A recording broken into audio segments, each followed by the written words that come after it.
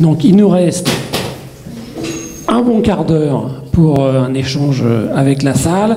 Je dois excuser Jacques Sapir qui est parti parce que demain matin il se lève à 5h30, m'a-t-il dit. Mais il vous reste 3 des conférenciers. Effectivement, c'était pas évident de tisser le lien entre les 3 interventions, mais je ne doute pas que les excellents cerveaux qui sont dans cette salle vont y parvenir. Et on va commencer tout de suite par prendre 2-3 questions. Monsieur, là-bas, il y a un micro qui est parti déjà là-bas, je crois.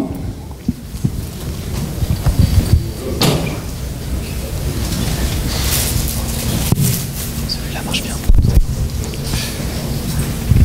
Bonjour, ma question est relativement simple, c'est est-ce que vous pensez qu'aujourd'hui, avec l'avènement des technologies et toutes les solutions qu'on peut avoir, couplées à une prise de conscience qui tend à croître, la crise énergétique ou le problème énergétique qu'on rencontre à l'heure aujourd'hui peut se résoudre?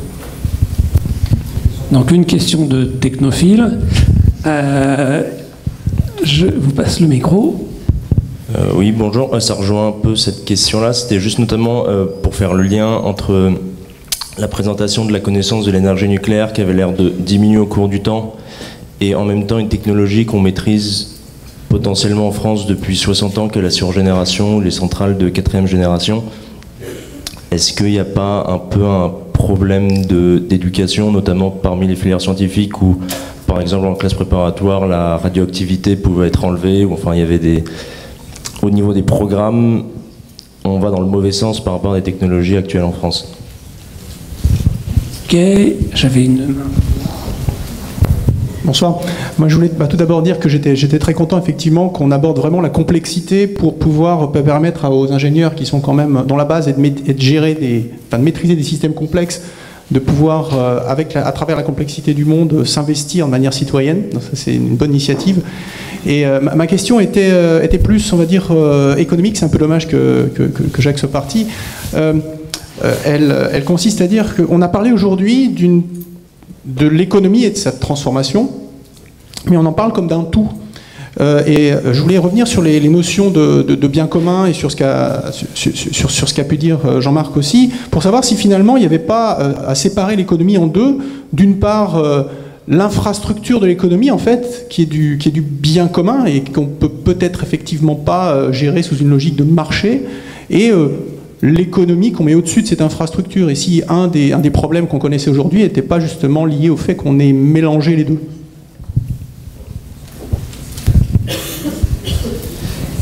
Oui, j'ai une question toute courte. Est-ce qu'on a aujourd'hui les éléments, les indicateurs capables de rendre compte dans le processus économique de la pression anthropique et exercée sur la nature minérale et au mieux sur la biodiversité? D'autres questions? Oui, ici. Oui, là-bas. Allez. J'ai déjà une question, enfin c'est plutôt une remarque, j'aurais 1000 questions à poser, mais je voulais juste introduire un concept qui avait été, alors j'ai relu Wikipédia là pour me remettre ça à jour, un concept qui avait été exposé par Schrödinger dans son livre Qu'est-ce que la vie? Et c'est le concept de négantropie qui permet de considérer que la vie est un processus dans lequel on combat l'entropie. Les cellules, par exemple, l'exemple qui peut être pris, c'est une cellule, c'est un système qui permet pas l'ensemble des échanges, qui est poreux, qui permet de bloquer certains échanges et d'en permettre d'autres. Et c'est un concept qu'on peut utiliser aussi pour politiquement parler de souveraineté que Jacques Sapir a évoqué. Oui, devant, là. Bonsoir. Il y a quelques semaines, dans cet amphi, il y a eu un cours d'économie de matières premières qui a été donné par Pierre-Noël Giraud, qui nous a expliqué que le pic pétrolier n'était pas un problème, puisqu'avec le X2L, donc avec du gaz et du charbon, on en fait du pétrole, à 120 $ le baril, on pouvait repousser le pic indéfiniment, et donc c'était pas un souci. J'ai pas su quoi lui répondre, et donc j'étais embêté. Voilà. Ok. Je crois qu'il y a encore là-bas, oui. Encore deux questions, puis après on va passer aux réponses. Allez-y.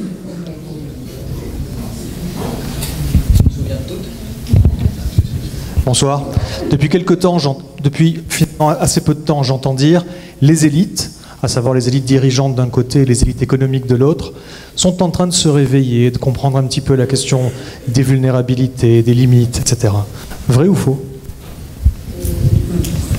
Et une dernière question, parce que sinon après on va oublier les questions. Oui, bonsoir. Il y avait deux thèses qui me semblaient assez contradictoires entre les deux intervenants, qui sont François Rodier et Jean-Marc Jancovici. Parce que François Rodier, vous expliquez que les êtres vivants sont des structures dissipatives, et donc du coup on est formé pour dissiper de l'énergie, donc on va être obligé de tout dissiper. Et d'un autre côté, Jean-Marc Jancovici, vous dites il faut réduire. Mais est-ce que finalement c'est pas impossible parce que on est intrinsèquement conçu pour ça? Merci. Oui, comme quoi il faut se méfier des transferts de concepts et des analogies, surtout quand elles sont trop simples. Donc il y avait beaucoup de questions. Alors, est-ce que la technologie va nous sortir d'affaires? Je vais répondre sur la question. C'est très général, oui. On a été fabriqué par la nature pour dissiper l'énergie. Ce qui à cause de ce processus que Perbac a appelé la criticalité auto-organisée, on se développe, on épuise nos ressources et on s'effondre. Et ça recommence. Et c'est un processus bien connu statistiquement en 1 sur F, c'est-à-dire l'amplitude des effondrements est inversement proportionnelle à leur fréquence. Alors, le problème de l'humanité, c'est que jusqu'à présent, on est comme un écosystème, on s'organise, et puis on s'effondre. Alors, historiquement, presque notre civilisation qui vient de Méditerranée, il y a 3600 ans, il y a eu la fin de ce qu'on appelait l'âge de bronze. Il n'y avait plus d'étain, on ne pouvait plus faire de bronze. Donc c'était une catastrophe, l'économie s'est effondrée. On pense que c'est à cause de la guerre de Troie ou ces choses comme ça. 1600 ans plus tard, il y a un nouvel effondrement, c'est l'effondrement de l'Empire romain. Et puis on est maintenant à nouveau 1600 ans plus tard, on a refait la même chose. Bon, alors, il est temps de prendre conscience de ce processus de criticalité auto-organisée. Et une façon de prendre conscience, c'est de dire, oui, il faut reconstruire l'humanité sous un modèle qui n'est pas le bon modèle. Les écosystèmes, c'est pas un bon modèle, ils croissent et puis ils s'effondrent. Mais la nature a trouvé toute seule des modèles meilleurs qui sont l'homéostasie. Et l'homéostasie, il faut deux économies ago-antagonistes, comme exactement deux cylindres dans un moteur qui se contrôlent et qui, comme un asservissement, si vous voulez.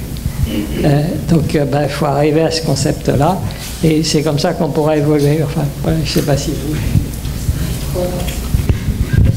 Je vais juste répondre à la question des élites. Est-ce qu'elles sont conscientes, c'est ça? La réponse est non. Mais pour raccrocher désespérément avec mon sujet et l'Europe, je pense qu'il se passe quelque chose. Le droit, et ça répond aussi à la question de M. sur l'économie et le bien commun, le droit peut être un auxiliaire intéressant pour remettre certaines pendules à l'heure. Notamment, on voit se multiplier des poursuites en justice de la part de collectifs de citoyens ou de bénéficiaires de fonds de pension publics qui traduisent en justice leur gérant de portefeuille en disant, dans l'état de connaissance de la science, vous savez que le changement climatique est un risque majeur pour l'humanité et que donc ça met en péril, ça nous met en péril, etc. Et donc si vous continuez à investir dans des actifs, entre guillemets, carbonés, vous n'agissez plus en prudent man, en bon père de famille, ou bonne mère de famille, on devrait dire d'ailleurs. Et par conséquent, on peut tout à fait vous traduire en justice. Il y a une matérialité. Et ces recours en justice sont en train de s'accélérer. Alors certains sont déboutés, d'autres arrivent au bout. Et il y a quelque chose d'assez improbable, qui est que l'État néerlandais, qui n'est pas le plus carboné du monde, a été traduit en justice par un collectif qui s'appelle Urganda, sur le motif que l'État néerlandais n'a pas respecté ses engagements en termes de réduction de gaz à effet de serre. Et donc, il y a bien eu un juge qui a dit « Ok, je prends, c'est bon, c'est fondé ». Et bon, maintenant, c'est en appel, et ça sera rendu dans pas très longtemps. Mais c'est pour vous dire que le droit, aussi bien pour aider des entrepreneurs à sortir d'un capitalisme financier et à leur permettre d'opposer, parce que ce qui se crée sur les entreprises à mission, c'est de l'opposabilité, de dire à tout le monde, attendez, moi je travaille pour un capitalisme patient, j'ai une mission au service du bien commun que j'ai choisie, et entre parenthèses, les entrepreneurs lancent un message qui est de dire, ben, nous on prend les choses en main parce que l'État est défaillant. Donc c'est aux acteurs privés de reprendre des pans entiers de ce qui relève de l'intérêt général. Ça pose quand même un problème. Donc vous voyez jusqu'où on est en train d'aller. Donc l'architecture juridique peut être, de ce côté-là, peut être une forme un allié efficace. Bien évidemment, ce sont des processus extrêmement lents et je pense que dans la représentation des élites, on est encore dans la technologie nous sauvera, qui est une pensée magique, et je laisse mon voisin de droite dire ce qu'il a à dire sur ce sujet. Comment tu sais que je suis de droite? Un tout petit complément sur la... Pardon, il y avait une question très courte, je sais que j'avais une réponse très courte qui tenait en oui ou non, c'était... La biodiversité. Puis c'est les marques. Est-ce que les indicateurs tiennent compte de la diminution des ressources? La réponse est non. Enfin, l'indicateur monétaire n'en tient pas compte, par définition. Voilà. Après, il y avait une question sur la techno. Est-ce que la techno ne va pas nous sauver? Dans la courbe toute droite, ce que je vous ai montré tout à l'heure sur énergie PIB, il y a 50 ans de technologie. Donc la réponse est non, ça ne va pas nous sauver. Je vais vous faire une toute petite blague dans le sens inverse. Si demain matin, je supprime le système informatique mondial, qui est un truc parfaitement high-tech, demain matin, je le supprime en totalité. Je supprime les banques, je supprime tout le système de communication mondial, je supprime la capacité à gérer la complexité du monde qui nous entoure, donc il n'y a plus autant d'avions qui volent, à supposer qu'ils puissent se causer, en plus ce qui ne sera plus le cas, etc. Bon. Donc l'économie s'effondre. Donc là, vous avez un exemple très simple dans lequel je viens de vous expliquer que la high-tech est un inducteur de flux et pas du tout un économiseur de flux. Voilà, c'est un inducteur de flux, la high-tech. Il y avait sur les élites, je suis d'accord avec ce que dit Geneviève, avec un tout petit bémol.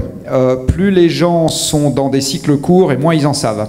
C'est-à-dire que les gens qui sont dans les matières premières, les infrastructures lourdes, avec des pas de temps de 50 ans ou 100 ans, etc., savent un peu mieux que les gens qui sont dans l'industrie manufacturière à cycle court, qui savent un peu mieux que l'HEC qui vend du shampoing, qui sait un peu mieux que le politique qui raisonne à 3 mois. Voilà. Lequel ne sait rien. En première approximation. Non mais voilà, donc vous avez le gradient. À peu de choses près. Le financier, il est quelque part entre l'HEC et le politique pour le moment. En termes de longueur de cycle, hein, c'est exactement ça. Hein. Donc vous avez, c'est la longueur du cycle qui fait la connaissance. Et c'était quoi les autres questions? Le pic de production du pétrole. Ce qu'il fallait montrer à Pierre-Noël Giraud, c'est une courbe que j'ai faite qui, sur un siècle, donne prix du pétrole versus quantité de pétrole disponible. Il y a zéro élasticité. Donc il me fait rigoler, Pierre-Noël, quand il pense que la quantité est une fonction du prix. C'est pas vrai, c'est pas objectif. Donc il part sur un postulat. Si, il dit si on monte le prix, on en aura assez. Non. Ce qui était dit, c'est qu'avec du charbon, on peut faire du liquide, et du charbon, il y en a beaucoup. C'est pareil. Alors, sauf que c'est une autre manière de dire ça, mais sauf que quand on passe du charbon au pétrole, on perd la moitié de l'énergie au passage. Donc il y a quand même un tout petit sujet sur le rendement du système énergétique. On multiplie le capex nécessaire pour faire un baril jour par 5 à 10. Donc il y a un tout petit système de mobilisation de moyens, un tout petit sujet de mobilisation de moyens, etc. etc. Donc il a raison. On peut le faire. Est-ce qu'on en aura autant qu'aujourd'hui pour autant d'usages qu'aujourd'hui? La réponse est non. C'est juste ça le sujet. Voilà.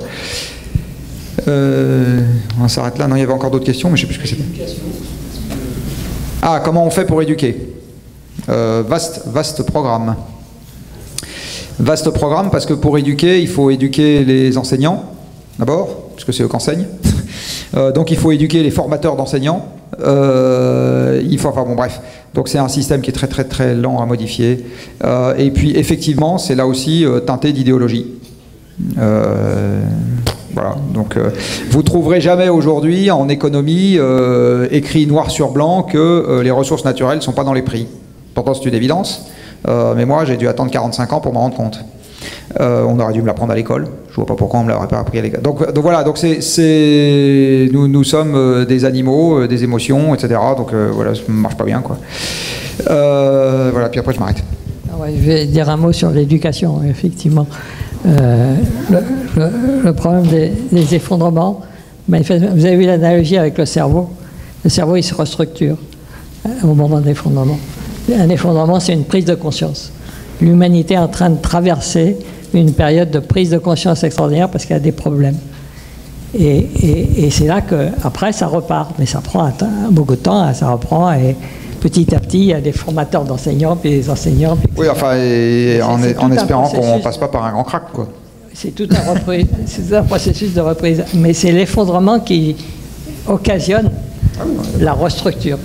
C'est là que la transition abrupte intervient. Et il dit ça avec une mine ravie, hein, plus. Bien, on va reprendre un deuxième et dernier jet de questions. Devant moi. Oui, à propos des cycles longs, les cycles courts, je veux pas... je parle d'une manière très générale. Quand je discute avec des gens, j'ai travaillé dans les déchets nucléaires qu'on mettra sur des périodes de 100 000 ans. Quand vous leur parlez de ça, ça ne les intéresse pas, ça ne m'intéresse pas, 100 000 ans. Moi, je veux du tout de suite. Même mon frère me dit ça. Vous, les scientifiques, vous parlez de périodes dans le passé ou dans le futur. Dans le passé, on sait un peu, mais dans le futur, on ne peut rien dire. Et ce qu'on dit, qu'est-ce qui me prouve que vous dites juste? Moi, je veux un résultat tout de suite. Voilà. Merci. Monsieur Rodier, vous avez dit que pour qu'un système soit robuste, il faut qu'il s'interconnecte au maximum à un tiers. Et pourtant, on nous a beaucoup parlé de systèmes qui ont une échelle nationale, de très gros systèmes. Est-ce que raisonner plus localement, changer d'échelle, ce ne serait pas faciliter le processus de décarbonation? Il y avait des bras qui s'étaient levés là-bas. Oui. Il n'y a plus de micro par là. Bon, je me excusez-moi. Oui, bonsoir. Monsieur Huel a souligné au début, la population est légèrement mal informée, notamment sur les sujets du nucléaire.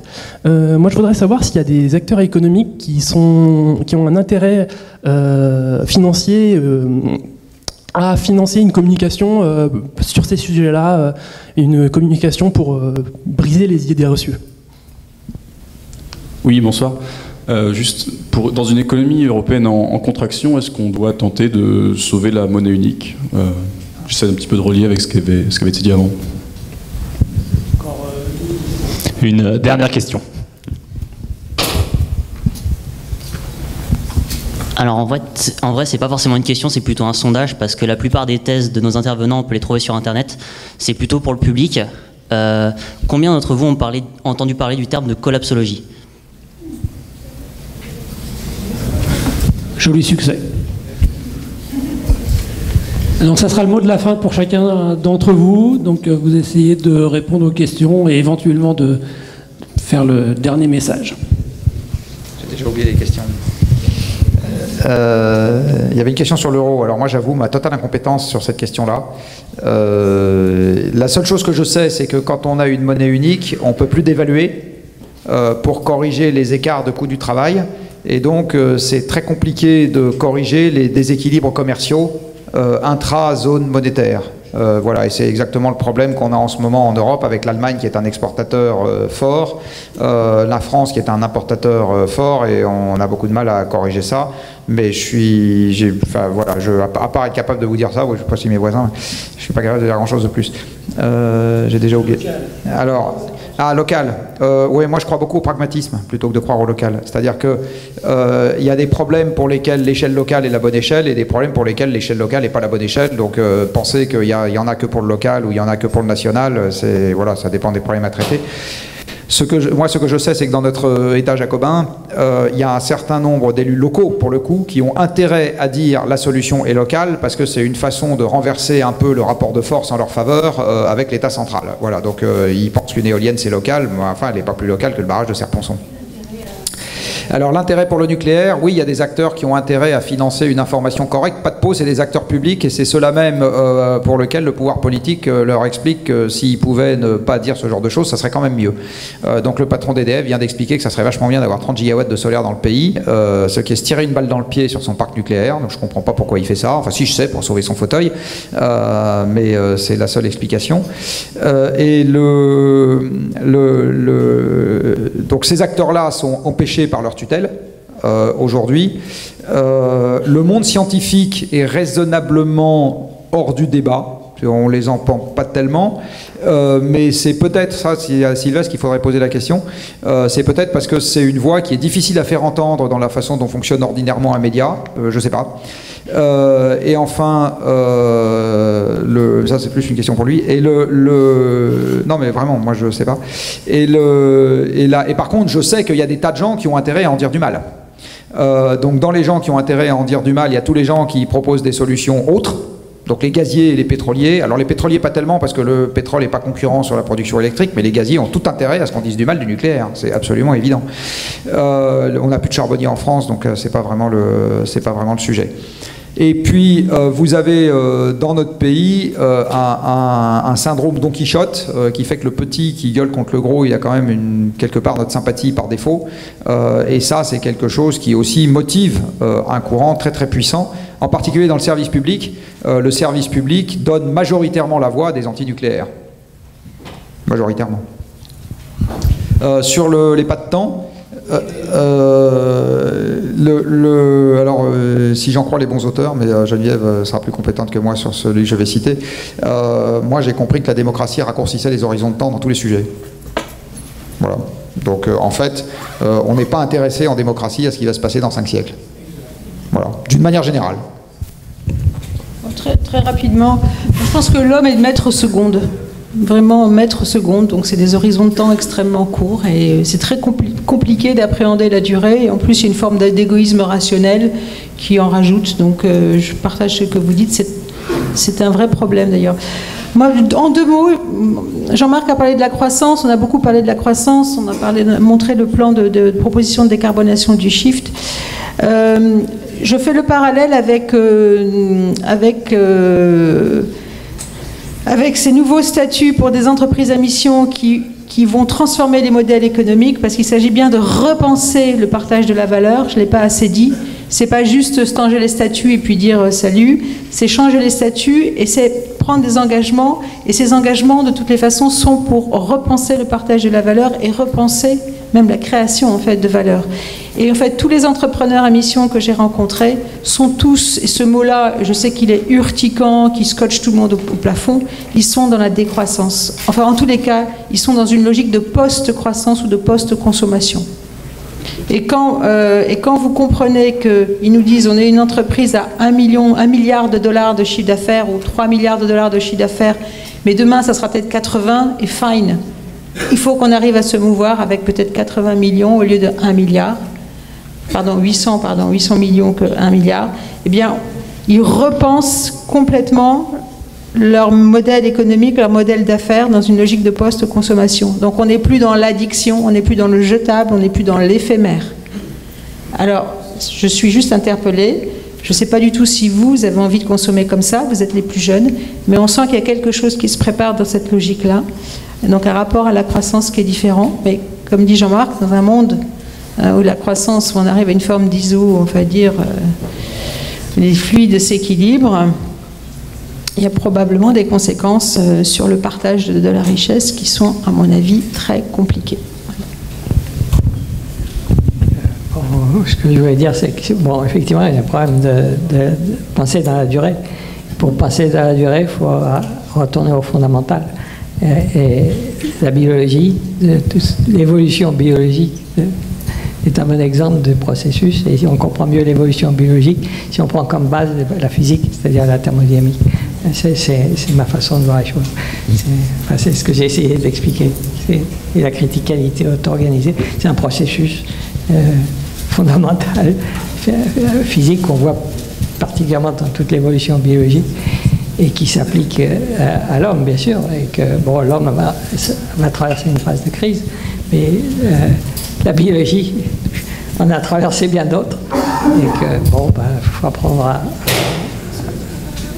C'est une phase de prise de conscience. Voilà. Bien, on va donc s'orienter vers le cocktail. Pour ma part, je voudrais simplement vous dire peut-être 2 choses. Pour reprendre une idée qui était dans la présentation de Jean-Marc Jancovici, c'est en résolvant nos problèmes antérieurs qu'on a créé les problèmes futurs. C'est toujours très difficile. Quand on est dans cette situation-là, réfléchissez juste à un truc. Après-guerre, on a bouleversé notre agriculture pour devenir enfin autosuffisant. Et ce sont ces transformations qui ont abouti à l'agriculture d'aujourd'hui. Donc tout le monde dit, enfin tous les spécialistes, qu'elle n'est plus durable et qu'il faut faire autrement maintenant. Et c'est toujours une situation compliquée quand les solutions d'hier deviennent des problèmes d'aujourd'hui et de demain, parce que ça veut dire qu'il faut changer sa manière de penser. Si vous regardez le monde, ce qui frappe, les informations les plus importantes, paradoxalement, pour les habitants des pays les plus riches, c'est que le monde va beaucoup mieux qu'avant. Les gens vivent plus longtemps, en meilleure santé, alors qu'ils sont beaucoup plus nombreux. Il y a beaucoup moins de morts violentes, etc., en relatif, évidemment, pas en absolu. Et donc, ce que je viens de dire s'applique à l'échelle du monde. Et la deuxième remarque, c'est que pour faire face à ces questions, à ces difficultés, on fait appel à notre organisation sociale et à notre vie politique. Et on rêve tous de le faire en démocratie. C'est utile de se rappeler que face aux problèmes majeurs du XXe siècle, qui s'appelait Adolf Hitler, les démocraties ont dans un premier temps échoué, et c'est pour ça qu'il y a eu 50 millions de morts. Et donc, comme disait Churchill, c'est le pire des systèmes à l'exclusion de tous les autres. Et la réflexion qu'il faut avoir, c'est comment faut-il transformer et faire vivre le système démocratique pour que là, il n'échoue pas. Et on voit bien que c'est très difficile, puisque en ce moment, les électeurs choisissent Trump ou Orban, qui ne sont pas vraiment des gens qui réfléchissent de la manière dont les conférenciers de ce soir ont essayé d'orienter votre réflexion. Je passe la parole au président pour la suite. La conférence touche à sa fin. J'espère que les différentes présentations auront suscité tout votre intérêt, et je ne doute point que vous repartirez ce soir la tête pleine de nouveaux éléments de réflexion. Je vous invite à un dernier applaudissement pour les intervenants ce soir.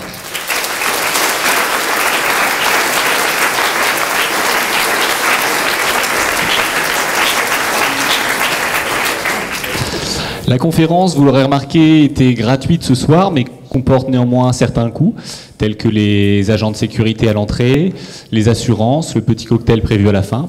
Aussi, nous vous enverrons dans les jours qui viennent un petit lien vous permettant de faire un don à l'association et également de recueillir votre retour sur la conférence de ce soir. Et maintenant, je vous invite sans plus tarder à vous diriger vers l'espace cocktail jusqu'à 21h45 pour prolonger un petit peu la réflexion. Alors écoutez juste, pour ceux qui veulent y aller, comment le trouver. Vous sortez de la salle, à gauche, vous descendez les escaliers, droite et tout droit.